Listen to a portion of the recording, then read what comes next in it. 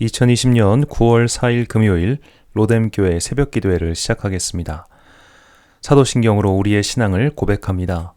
나는 전능하신 아버지 하나님, 천지의 창조주를 믿습니다. 나는 그의 유일하신 아들, 우리 주 예수 그리스도를 믿습니다.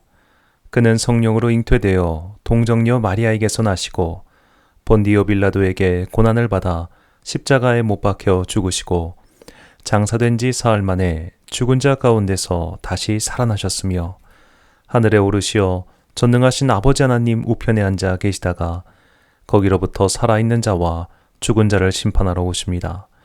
나는 성령을 믿으며 거룩한 공교회와 성도의 교제와 죄를 용서받는 것과 몸의 부활과 영생을 믿습니다. 아멘. 찬송가 413장입니다. 413장. 내 평생에 가는 길 순탄하여 늘 잔잔한 강 같든지 큰 풍파로 무섭고 어렵든지 나의 영혼은 늘 편하다. 내 영혼 평안해. 내 영혼 평안해. 저마 귀는 우리를 삼키려고 입 벌리고 달려와도 주 예수는 우리의 대장되니 끝내 싸워서 이기리라. 내 영혼 평안해. 내 영혼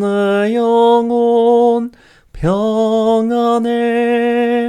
내 지은 죄 주홍빛 같더라도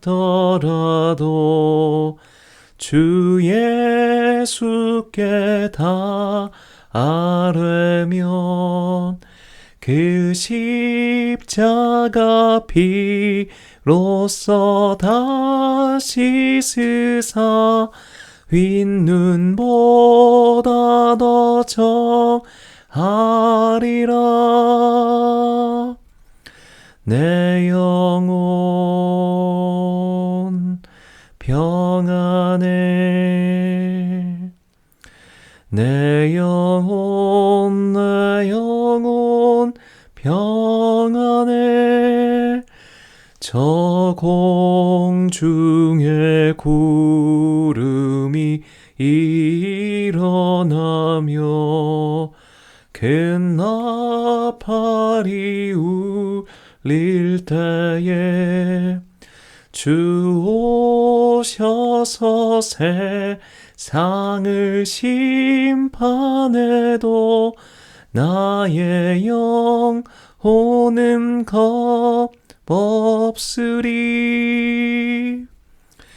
내 영혼 평안해. 내 영혼 평안해. 아멘. 오늘 우리에게 주신 하나님의 말씀은 시편 42편 1절부터 43편 5절까지의 말씀입니다. 42편 1절부터 43편 5절까지의 말씀.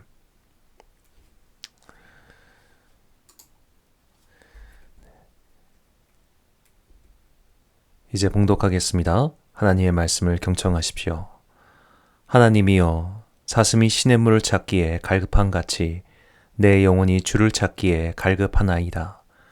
내 영혼이 하나님, 곧 살아계신 하나님을 갈망하나니 내가 어느 때에 나아가서 하나님의 얼굴을 배울까? 사람들이 종일 내게 하는 말이 내 하나님이 어디 있느냐 하오니 내 눈물이 쥐하로 내 음식이 되었도다. 내가 전에 성의를 지키는 무리와 동행하여 기쁨과 감사의 소리를 내며 그들을 하나님의 집으로 인도하였더니 이제 이 일을 기억하고 내 마음이 상하는도다. 내 영혼아, 내가 어찌하여 낙심하며 어찌하여 내 속에서 불안해하는가? 너는 하나님께 소망을 두라. 그가 나타나 도우심으로 말미암아 내가 여전히 찬송하리로다. 내 하나님이여, 내 영혼이 내 속에서 낙심이 되므로 내가 요단 땅과 헤르몬과 미살산에서 주를 기억하나이다. 주의 폭포 소리에 깊은 바다가 서로 부르며 주의 모든 파도와 물결이 나를 휩쓸었나이다. 낮에는 여호와께서 그의 인자하심을 베푸시고 밤에는 그의 찬송이 내게 있어 생명의 하나님께 기도하리로다. 내 반석이신 하나님께 말하기를 어찌하여 나를 잊으셨나이까? 내가 어찌하여 원수의 압제로 말미암아 슬프게 다니나이까 하리로다. 내 뼈를 찌르는 칼같이 내 대적이 나를 비방하여 늘 내게 말하기를 내 하나님이 어디 있느냐 하도다. 내 영혼아, 내가 어찌하여 낙심하며 어찌하여 내 속에서 불안해하는가? 너는 하나님께 소망을 두라. 나는 그가 나타나 도우심으로 말미암아 내 하나님을 여전히 찬송하리로다. 하나님이여, 나를 판단하시되 경건하지 아니한 나라에 대하여 내 송사를 변호하시며 간사하고 불의한 자에게서 나를 건지소서. 주는 나의 힘이 되신 하나님이시거늘 어찌하여 나를 버리셨나이까? 내가 어찌하여 원수의 억압으로 말미암아 슬프게 다니나이까? 주의 빛과 주의 진리를 보내시어 나를 인도하시고 주의 거룩한 산과 주께서 계시는 곳에 이르게 하소서. 그런즉 내가 하나님의 제단에 나아가 나의 큰 기쁨의 하나님께 이르리이다. 하나님이여, 나의 하나님이여, 내가 수금으로 주를 찬양하리이다. 내 영혼아, 내가 어찌하여 낙심하며 어찌하여 내 속에서 불안해하는가? 너는 하나님께 소망을 두라. 그가 나타나 도우심으로 말미암아 내 하나님을 여전히 찬송하리로다. 아멘. 오히려 찬송하라는 제목으로 하나님의 말씀 선포하겠습니다. 중학교 때 저는 주일 아침 일찍 교회에 갔습니다. 저희 교회 옛 사진을 도무지 찾을 수 없어서 옛 동네 사진만 올렸습니다. 제 고향 교회는 그 당시 담임 목사님 사택이 교회 마당에 있었습니다. 지금은 돌아가신 사모님께 교회 열쇠를 받아서 본당과 교육관의 문을 열었습니다. 그리고 일부 성가대 준비를 위해서 찬양대 악보를 준비하고 가운을 준비했습니다. 그렇게 하고 나면 한 20분에서 30분 정도 시간이 남았습니다. 그럴 때 혼자서 찬양을 하며 시간을 보냈습니다. 돌이켜보면 찬양 가사의 의미도 잘 몰랐습니다. 뭔가 특별한 이유가 있었던 것도 아닙니다. 그저 그 시간이 그렇게 좋았습니다. 사역자가 된 이후 가장 행복한 시간은 홀로 아무도 없는 예배당에서 찬양할 때였습니다. 아무도 없는 예배당에서 혼자 찬양을 부르는 시간은 설명하기 어려운 특별하고도 행복한 시간이었습니다. 부목사를 하며 꽤 여러 교회를 전전했습니다. 한 교회에서는 부목사의 사택이 교회와 붙어 있었습니다. 같은 교회 건물이었습니다, 사실. 마치 교회의 사찰 집사처럼 교회의 문을 열고 닫는 일이 제 역할이었습니다. 저녁이 되어 외부로 통하는 문을 잠근 후 아무도 없는, 그리고 들어올 일도 없는 예배당 안에서 홀로 찬양하는 기쁨은 아마 경험해보지 않은 사람은 모를 것 같습니다. 그런데 이제 이런 찬양의 기쁨을 누리지 못하게 되었습니다. 전문가들의 예상으로는 늦으면 내년 봄까지 이런 상태가 지속될 것이라고 하는데, 제가 예전 기사를 찾아보니 올 2월 기사를 보면 코로나 상태가 여름까지 지속될 것이다. 최장 여름까지. 그런 예측한 소위 전문가가 얼마나 많았는지 모릅니다.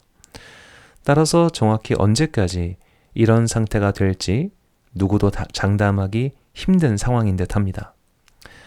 찬양과 통성기도가 바이러스 전파의 주범처럼 여겨지고 예배당이 바이러스 창궐의 근원인 양 호도되는 세상 앞에서 앞으로 과연 손뼉치고 찬양하며 소리 높여 기도하는 날이 돌아올 수 있을까요? 오늘 시인도 우리와 비슷한 상황에 처해 있습니다. 오늘 본문 42편과 43편은 하나의 노래였을 것이라고 말합니다. 왜냐하면 같은 구절이 3번 나오는데 그것이 42편, 43편의 기둥을 이루기 때문입니다. 42편 5절, 11절, 그리고 43편 5절을 그냥 한 번만 읽겠습니다.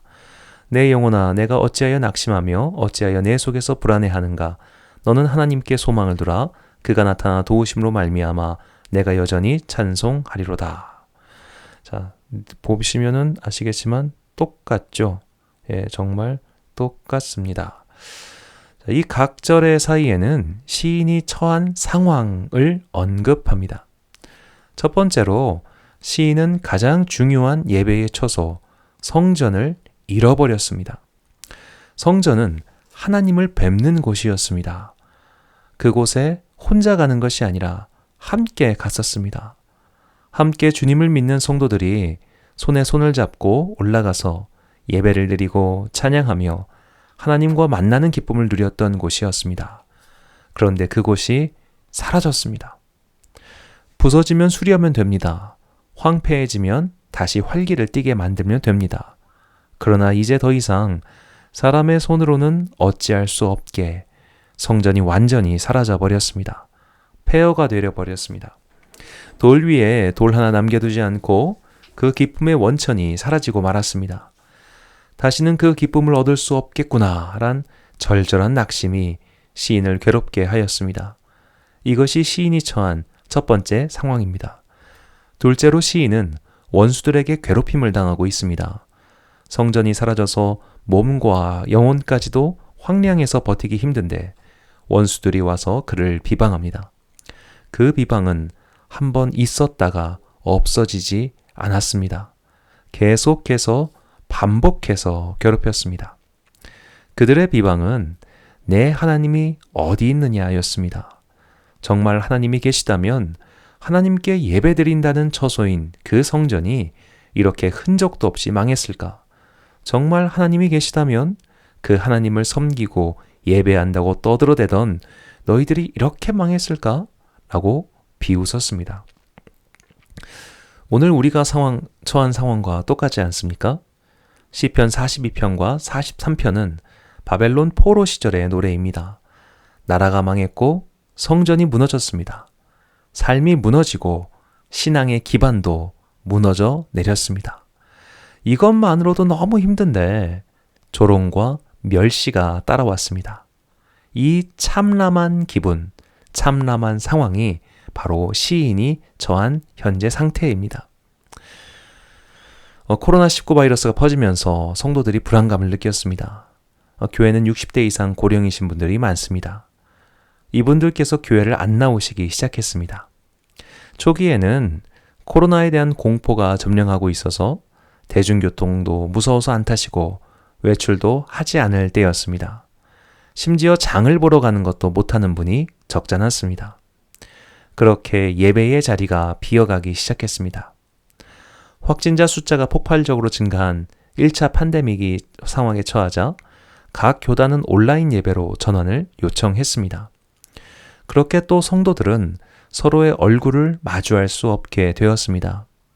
그렇게 4월 부활절을 지냈고 7, 8월 여름을 보냈습니다. 이제 2차 팬데믹 상황에서 교회는 그 주범인 양 손가락질과 모함을 받고 있습니다. 어지간히 자본이 있는 경우가 아니라면 개척교회는 가정에서 시작하거나 상가에서 시작하는 것이 보통입니다. 아무래도 상가는 목이 좋고 또 주차장이 좋아야 유리한 것이 사실입니다. 그런데 딱 봐도 좋은 건물, 딱 봐도 좋은 위치는 교회에 세를 내주려 하지 않습니다.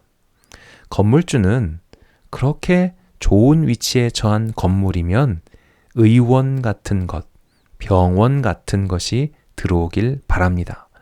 그래야 건물의 값이 올라가니까요. 상가에 교회가 들어오는 것을 반기는 건물주는 아마 없을 겁니다. 크리스찬이 아닌 이상이요. 교회가 들어오면 건물값이 떨어진다는 부정적인 인식이 있어서 그렇습니다. 더구나 같은 건물을 쓰는 다른 세입자들은 교회가 들어오는 것을 더욱 싫어합니다. 아무래도 시끄럽다는 겁니다. 몇십 명이 모여서 찬양을 해도 창문이 흔들리는데 100명 이상 모이면 어떻게 되겠습니까? 그래도 사람들은 이제까지는 참아줬습니다. 이해하고 넘어가줬습니다. 그러나 앞으로는 그렇게 되지 않을 것 같습니다. 이제는 민원 정도가 아니라 경찰서에 신고를 할지도 모르겠습니다. 이제 다시는 부흥회를 열지 못할지도 모릅니다. 이제는 수백, 수천, 수만 명이 모여서 찬양하고 뜨겁게 기도하는 집회를 하지 못할지도 모릅니다. 어쩌면 이제 더 이상 새 성전을 건축하지 못하는 시대가 올지도 모릅니다. 새벽 기도도 사라지고 수요일 저녁 모임도 사라지고 금요 철야 기도회도 사라질지도 모릅니다. 분명히 지금과 다른 시대가 될 것입니다. 이 다른 시대가 지금보다 나은 시대가 될지 아니면 비교도 안 될 폐허 같은 시대가 될지 아무도 장담할 수 없습니다. 확실한 것은 지금 우리는 예배를 드릴 수 없고 찬양할 수 없고 기도할 수도 없으며 거기에 이웃의 비난과 멸시를 받고 있다는 겁니다. 오늘 시편을 읽으면 읽을수록 시인이 처한 상황과 우리가 처한 상황이 얼마나 유사한지 소름이 돋을 정도입니다. 상황이 같다면 해법 역시 같을 겁니다. 시인은 성전이 폐허가 돼버린 그리하여 예배를 드릴 수 없는 영적인 위기와 원수들의 멸시와 천대, 압제라는 환경의 위기를 어떻게 극복했을까요? 첫째로 시인은 예루살렘 성전이 아닌 다른 곳에서 예배를 드렸습니다. 본문 6절 말씀입니다. 내 하나님이여 내 영혼이 내 속에서 낙심이 되므로 내가 요단 땅과 헤르몬과 미살산에서 주를 기억하나이다. 시인은 예루살렘 성전이 사라졌다고 주저앉아 있지 않았습니다. 다른 곳에서라도 예배를 드렸습니다. 이것은 무척 어려운 일이었습니다. 왜냐하면 예루살렘 성전이 아닌 곳에서 어떻게 예배드리면 좋을지 가르쳐 줄 이가 없었기 때문입니다. 성막과 성전의 모든 것은 하나님의 지시로 이루어진 것입니다. 제사의 규정과 복식, 모든 예식은 하나님께서 정해 주셨습니다. 그들의 모든 예배는 성막 또는 성전 중심이었습니다. 그것이 사라졌다는 것은 어떻게 예배드려야 하는지 전혀 감이 안 잡힌다는 것과 같았습니다. 아무도 가보지 않은 길을 걸어가 보신 분들은 아실 겁니다. 참고소가 없습니다. 도와줄 사람도 없습니다. 어두운 풀숲을 헤치고 지나가듯 더듬더듬 가보는 수밖에 없습니다. 그러니 얼마나 더딜 뿐더러 또 어렵겠습니까? 아무도 가보지 않은 길을 걸을 때 사실 가장 두려운 것은 이 길이 정말 맞을까입니다. 가는 길에 대한 확신이 있는 사람이 얼마나 있겠습니까? 100% 확실한 성공의 방법이 있다면 이 세상에 실패한 사람이 없을 겁니다. 그나마 누군가가 가본 길을 따라간다면 승산이 높을 뿐이죠. 남이 한 일을 따라하면 되지만 남이 한 일을 따라할 수 없는 사람은 얼마나 이 길이 고달프겠습니까? 정말 이 길이, 이 방법이 맞을까? 그런 생각을 하면서 한 걸음 한 걸음 내디뎌 보는 사람들. 만약 이 길이 잘못된 길이라면, 이 길 끝에 결국 낭떠러지가 기다리고 있다면 그런 불안한 생각도 분명히 있을 겁니다. 그게 처음 길을 걷는 자의 마음입니다. 지금 시인은 성막이 없는, 성전이 없는 아무도 가보지 않은 길을 가고 있습니다. 성전이 사라진 후에 믿음 생활로 향해서요. 예루살렘이 아닌 곳에서 제사드리고 성전이 아닌 곳에서 최선을 다해서 모여서 기도했습니다. 아무도 가지 않은 길이었지만 그러나 시인은 그 상황에서도 하나님의 사랑을 경험했습니다. 본문 8절입니다. 낮에는 여호와께서 그의 인자하심을 베푸시고 밤에는 그의 찬송이 내게 있어 생명의 하나님께 기도하리로다. 아멘. 저희 로뎀 교회가 가는 길도 시인이 걷는 길과 마찬가지입니다. 아무도 가보지 않은 길입니다. 보통 교회라고 하면 최소한 상가라도 임대해서 시작할 겁니다. 그러나 저희는 그럴 여력이 없었습니다. 예배 초소를 마련할 방법도 없었습니다. 정말 맨 땅에 헤딩하는 게 뭔지 절절하게 느끼면서 한 걸음 한 걸음을 내딛고 있습니다. 그렇게 유튜브로 시작해서 소위 랜선 교회를 시작한 겁니다. 해볼 때까지 해보자란 각오로 시작했습니다. 그렇게 올해 6월 둘째 주에 창립 예배를 드렸습니다.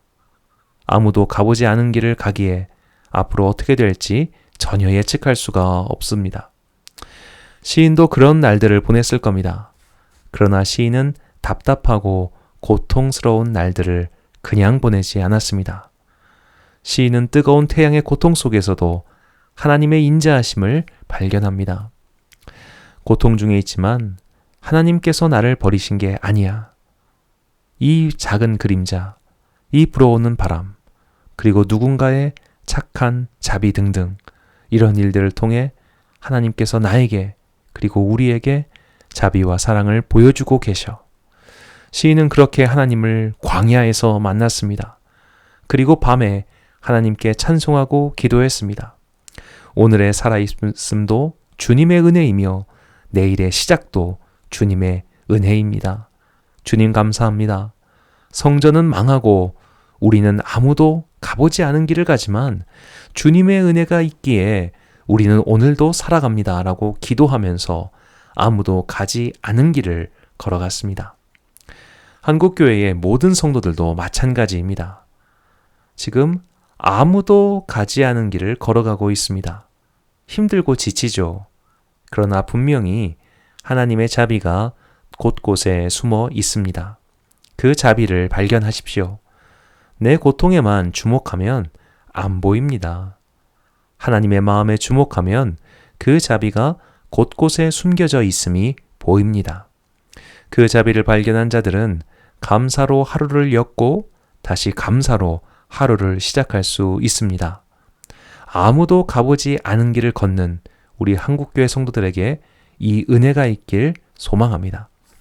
둘째로 시인은 악인들의 억압과 모욕을 하나님께서 갚아주실 것이라 믿고 기도했습니다. 본문 43편 1절 말씀입니다. 하나님이여 나를 판단하시되 경건하지 아니한 나라에 대하여 내 송사를 변호하시며 간사하고 불의한 자에게서 나를 건지소서. 우리가 참 많이 읽고 들은 성경 구절이지만 많이 들었던 만큼 실천하기 어려운 구절이기도 합니다. 로마서 12장 19절 말씀입니다. 내 사랑하는 자들아 너희가 친히 원수를 갚지 말고 하나님의 진노하심에 맡기라.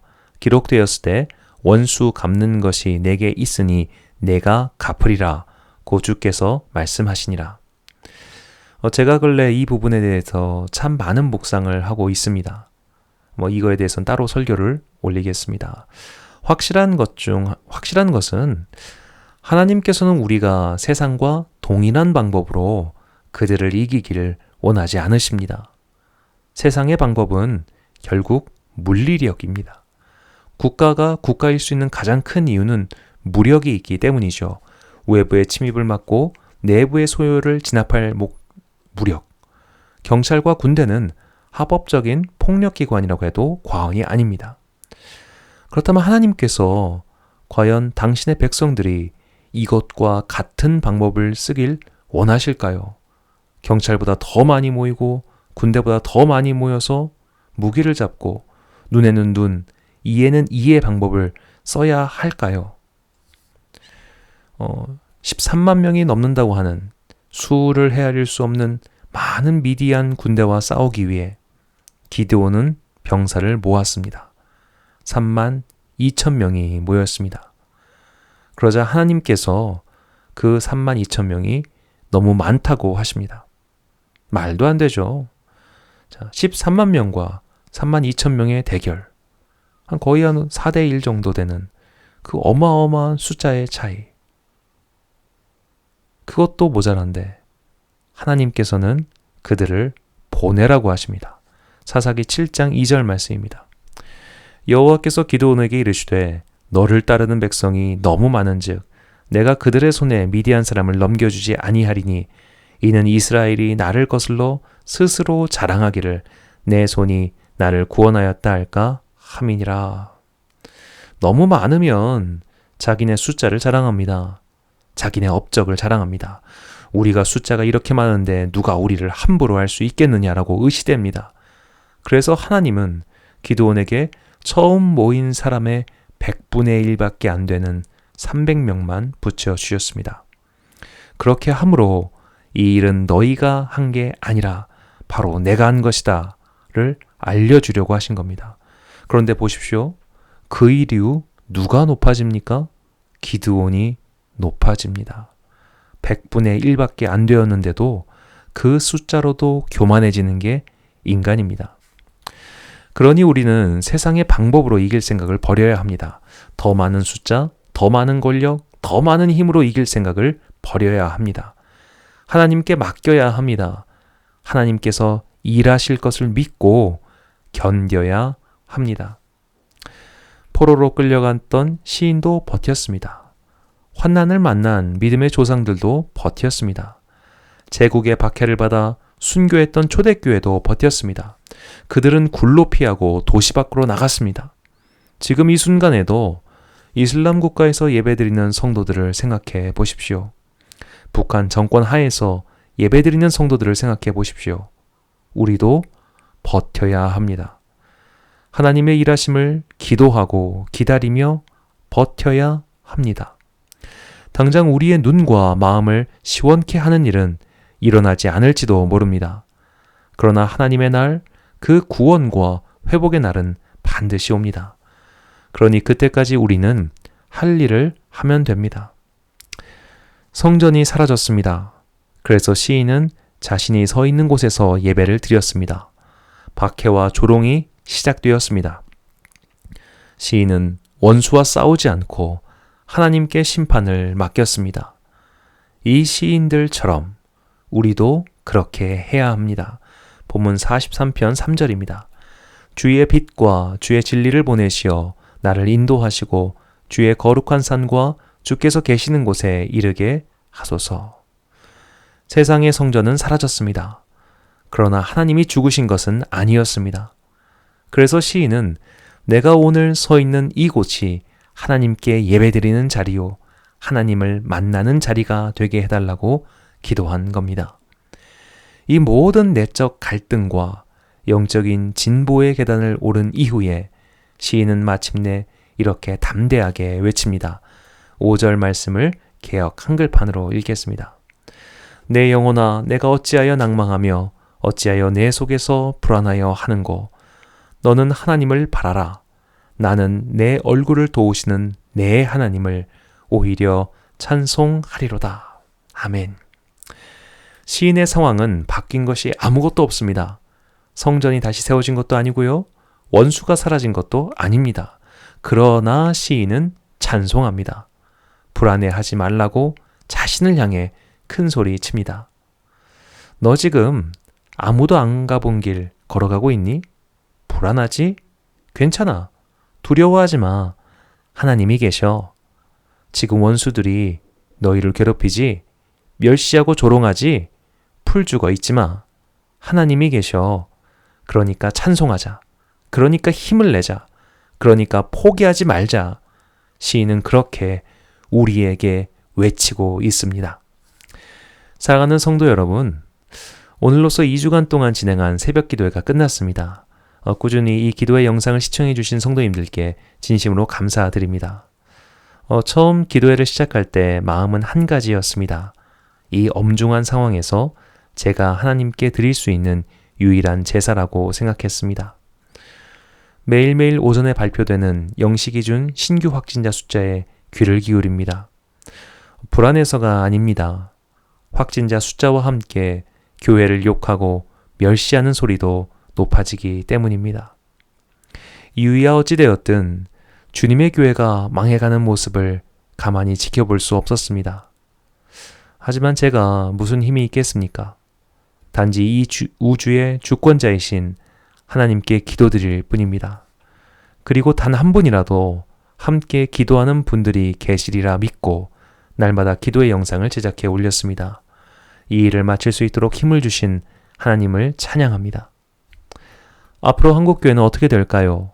대면 예배가 사라질 수는 없을 겁니다. 그러나 분명히 우리를 둘러싼 시선과 분위기는 달라질 겁니다. 그 달라진 분위기 속에서 많은 이탈자 성도들이 나올 겁니다. 그럼 우리도 함께 관둬야 할까요? 우리도 이탈자가 돼버릴까요? 성전이 망하고 원수들의 압제가 날로 더해지니 나도 포기해 버릴까요? 그렇게 힘이 들 때 우리는 우리보다 앞서 이 환난을 극복했던 자들의 말을 들어야 합니다. 시편 126편 5절에서 6절 말씀입니다. 눈물을 흘리며 씨를 뿌리는 자는 기쁨으로 거두리로다. 울며 씨를 뿌리러 나가는 자는 반드시 그 곡식단을 가지고 돌아오리로다. 아멘. 울며 씨를 뿌리는 자든 거둘 것입니다. 오늘 우리도 교회를 위하며 울며 씨를 뿌립시다. 우리의 눈물이 양분이 되어 그루터기에서 새싹이 필 것입니다. 반드시 곡식단을 거둘 그날을 소망하며 이 믿음 여정 끝까지 걸어가는 저와 여러분이 되시길 주님의 이름으로 축원합니다. 기도하겠습니다. 지금까지 함께 하셨으며 앞으로도 우리와 함께 하시는 하나님, 알파와 오메가이신 주님을 찬양합니다.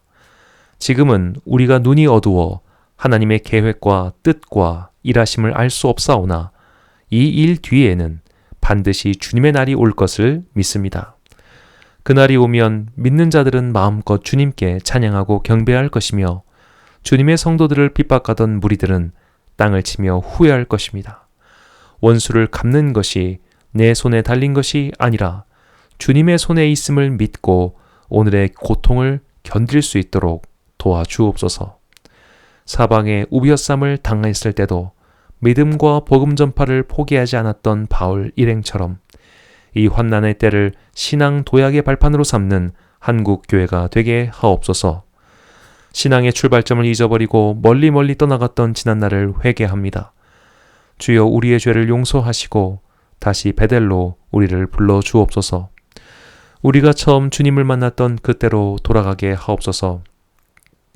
다시 예루살렘으로 돌아와 예배를 드릴 때 우리가 꿈꾸는 것 같았다라고 고백했던 시인들처럼 다시 온 한국교회가 예배를 드리며 선한 영향력을 드러내는 날이 오게 하옵소서. 오늘도 삶의 전선에서 힘겨운 싸움을 이어나가는 성도들을 기억하여 주시고 그들에게 새 힘을 공급해 주옵소서.